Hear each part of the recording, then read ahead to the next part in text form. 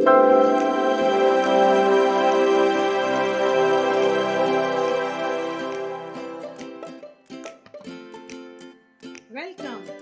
Hindi made easy. बच्चों, आज मैं आपके लिए एक नया विषय लेकर आई हूँ, संधि। अब आप सोच रहे होंगे कि संधि की जरूरत ही क्या थी। आपको मालूम है कि आप अपने जीवन में एक शब्द है नमस्ते, आपको मालूम है कि इसमें भी आप संधि का प्रयोग कर रहे हो। हमारे डे टू डे लाइफ में ऐसे कई शब्द हैं जो संधि वाले शब्द हम फ्रीक्वेंटली यूज कर रहे हैं, लेकिन जब संधि पढ़ने के लिए आता है तो जो है हमें डाउट हो जाता है कि हम इस संधि में क्या करें। तो चलिए जानते हैं कि इस संधि में आपने कैसे सीखा। संधि अगर हम देखें तो दो वर्णों के मेल पर जो विकार होता है उसे संधि। अब दो वर्णों में अगर देखें कि आप विद्यालय में पढ़ते हैं तो विद्या प्लस आलय, ये दो शब्द हैं। विद्या का स्थान बना विद्यालय, तो यहाँ पर विद्या का अ, आलय का अ, यानी दोनों मिलाकर जो दोनों वर्णों का मेल हुआ वो है संधि। कितना आसान है ना।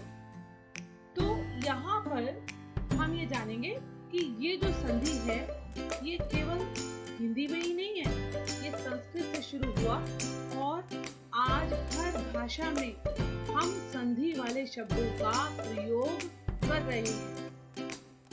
एक उदाहरण देखिए, देव प्लस इंद्र, देवेंद्र।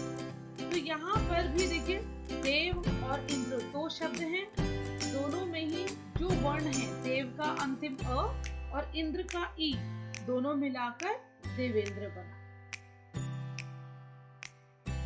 संधि के नियम केवल ऐसा नहीं है कि भारतीय भाषा में ही है, बल्कि कोरियाई जैसे यूराल आल्टिक परिवार की भाषाओं में भी है। जिस प्रकार नीला और लाल मिलकर बैगनी रंग बनाता है, उसी प्रकार संधि एक बड़ा नेचुरल सा प्राकृतिक और एक सहज क्रिया है। इसमें ऐसा कुछ नहीं है कि आपको बहुत मेहनत करनी है। तो सरल रूप से आप जानिए कि संधि के 3 प्रकार हैं, जिनमें सबसे पहले आते हैं हमारे सामने स्वर संधि और दूसरी व्यंजन संधि, तीसरे नंबर पे है विसर्ग संधि। अब ये स्वर संधि क्या है? आपने शुरू में देखा जब हमने वर्णमाला के बारे में बताया था, तो वहां पर जो भी स्वर हैं, अ से लेकर और औ जितने भी हैं, उन स्वरों को ही आप इन स्वर संधि के अंदर देखते। यानी यहाँ पर भी दो स्वरों के मेल से जो परिवर्तन हो रहा है वो स्वर संधि है। अब स्वर संधि के अंदर हम एग्जाम्पल देखते हैं। विद्या प्लस आलय, मैंने आपको बताया आप विद्यालय में पढ़ते हैं, तो यहाँ पर विद्यालय ये संधि का उदाहरण है। तो स्वर संधि जो है वो कितने प्रकार की है? अब हम ये जानते हैं कि स्वर संधि जो है वो है 5 प्रकार की। इनमें सबसे पहले हमारा आता है दीर्घ संधि, दूसरे नंबर पे है गुण संधि, तीसरा वृद्धि संधि, चौथा यण संधि और 5वां अयान संधि। अब बच्चों देखते हैं सबसे पहले दीर्घ संधि में जो है वो क्या परिवर्तन आता है।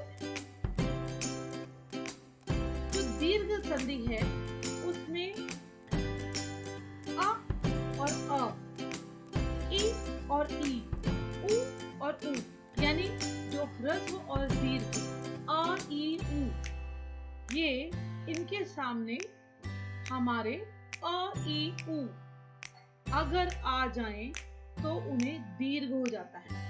कैसे? इसका आप उदाहरण देखिए, जैसे यहाँ पर हिम प्लस आलय, तो हिम में जो है म में ह्रस्व आ, और आलय में दीर्घ आ है, दोनों मिल गए, दोनों स्वर, और बन गया हिमालय। अच्छा बच्चों, आपके जैसे विद्यालय में जहाँ किताबें होती हैं हम उनको कहते हैं ना पुस्तकालय। पुस्तकालय में भी तो संधि है, पुस्तक प्लस आलय। तो क में जो ह्रस्व आ है और आलय में, आलय यानी स्थान, आलय में अ दीर्घ है, तो दोनों को मिला के अ प्लस अ बिकम पुस्तकालय। इसी प्रकार दूसरा भेद हम देखते हैं जो है गुण संधि। अब गुण संधि में जो है इसमें अ इनके बाद अगर ई आए, देखिए कंडीशन है, अ के बाद अगर ई आए तो क्रमशः होगा क्या, अ प्लस ई, इसको क्या हो जाएगा ए, आ प्लस उ, इसको क्या होगा ओ, और आ प्लस री, इसको हो जाएगा आई। अब जैसे परिभाषाओं में तो बहुत कठिन लगता है कि अरे ये क्या हो गया गुण संधि में, अगर आप इनके उदाहरण देखेंगे तो आपको बहुत आसान लगेगा। देखिए अ प्लस अगर हम ई देखते हैं तो नर प्लस इंद्र, उदाहरण देखिए, नर में र में ह्रस्व आ है और इंद्र में ई है, दूसरा स्वर हो गया ना, तो अ के आगे ई आया है, तो इसको क्या हुआ ए, नरेंद्र। हमारे जो प्रधानमंत्री हैं उनका नाम क्या है, नरेंद्र मोदी, ठीक है, तो ये नरेंद्र इस तरह से हो गया। उसके बाद देखिए अगर हम ये देखते हैं कि अ के आगे ये जो ह्रस्व आ है ये दीर्घ आ भी हो सकता है। दीर्घ आ में एक उदाहरण देखिए, जैसे महा प्लस ईश। अब महा ईश में अ दीर्घ है, तो इस प्रकार से दीर्घ के आगे अगर दीर्घ आ रहा है तो इसमें भी हम देखेंगे अ और ई दोनों मिलाकर ए हो जाता है और बना हमारा महेश। बच्चों तीसरे नंबर पे हमारे पास आती है वृद्धि संधि। तो यहाँ पर जो वृद्धि संधि में क्या होता है कि केवल स्वरों में वृद्धि होती है, यानी जो भी स्वर है, जैसे अ के बाद ए और आई है, तो जो ए और आई है इन्हीं को ही दीर्घ हो जाएगा। अगर अ के आगे हमारा ओ और औ है तो उनको ही दीर्घ हो जाएगा। दीर्घ मतलब कि इनमें वृद्धि हो जाएगी। तो इस प्रकार इसकी अगर हम परिभाषा देखें कि अ का ए आई से मेल होने पर आई और अ का ओ औ से मेल होने पर औ हो जाती है, वृद्धि हो गई ना, स्वरों में वृद्धि हुई। तो जैसे एक प्लस एक एक, तो यहाँ पर जो एक का अ और उसके आगे एक का आई, ये दोनों मिला के दीर्घ आई हो गया एक। इसी प्रकार एक उदाहरण देखिए, जो हम शब्द यूज करते हैं ज्यादातर, सदैव। तो सदा प्लस एव, इसमें भी दीर्घ आई हो गया सदैव। हमारे पास नंबर 4 नंबर पे आता है यण संधि। यण संधि का अगर हम पुराना फॉर्मूला देखें तो संस्कृत में कहा है ई को यण से, इक को यण हो जाता है। अब ये इक क्या है, इक में जो ई है उसके आगे अगर यहाँ पर कोई अन्य स्वर, अभी तक हमने ये देखा था कि अ के आगे आ रहा है, अब हम देख रहे हैं यण संधि में कि ई के आगे कोई अन्य स्वर आ रहा है। तो जैसे ई के आगे अ हो तो क्या होगा य, अगर उ के आगे अ हुआ तो व, और इसी प्रकार से री को र हो जाए। अयादि संधि,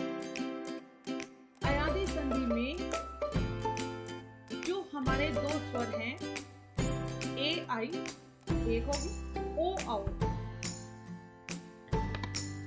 हाँ यानी ओ औ दो स्वर बताए यहाँ पर ए आई और ओ औ से परे यदि कोई अन्य स्वर आ जाए तो उन्हें क्रमशः ए को आए और आई को आए, ओ को अव और औ को आव, ये क्रमशः हो जाता है।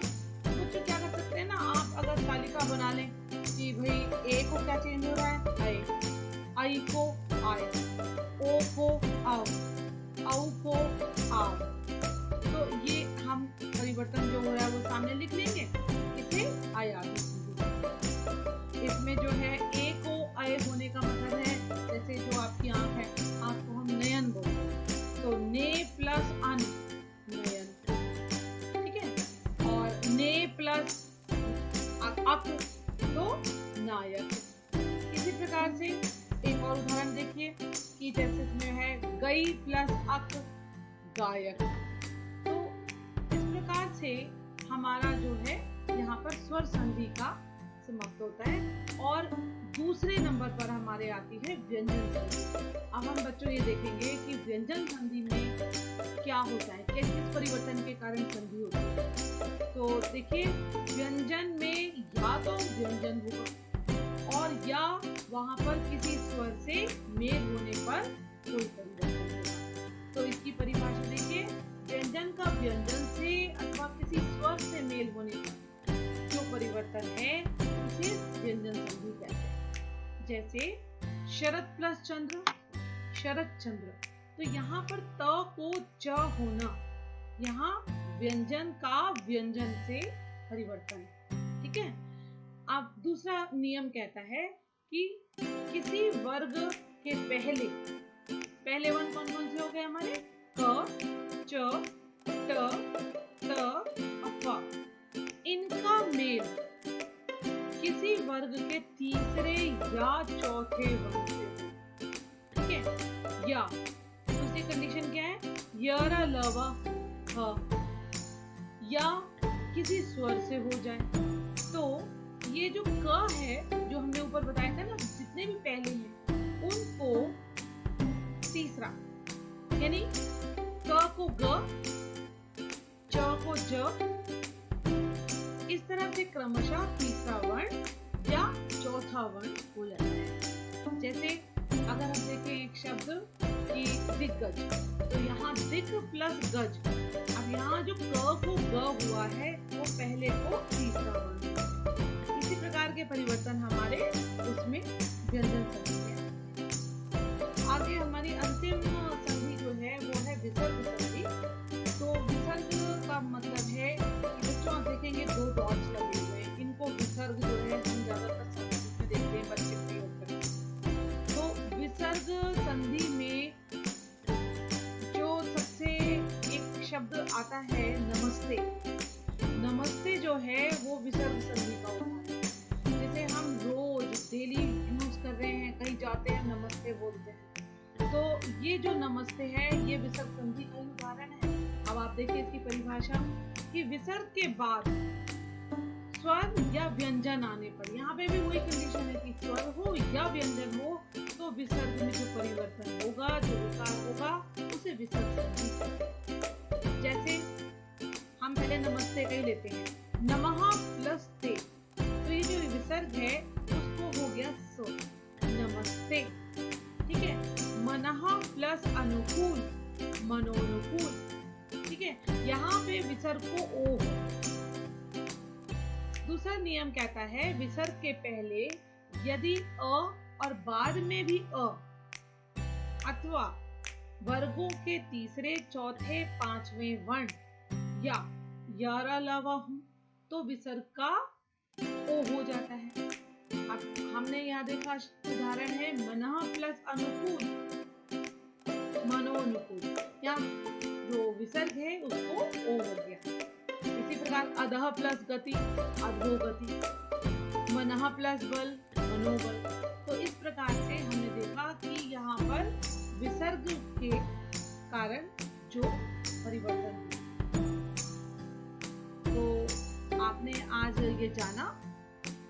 तीनों संधियों के बारे में। मैं तहे दिल से धन्यवाद करती हूँ आपका और आशा करती हूँ कि आपको बड़े आसान तरीके से जो समझाया गया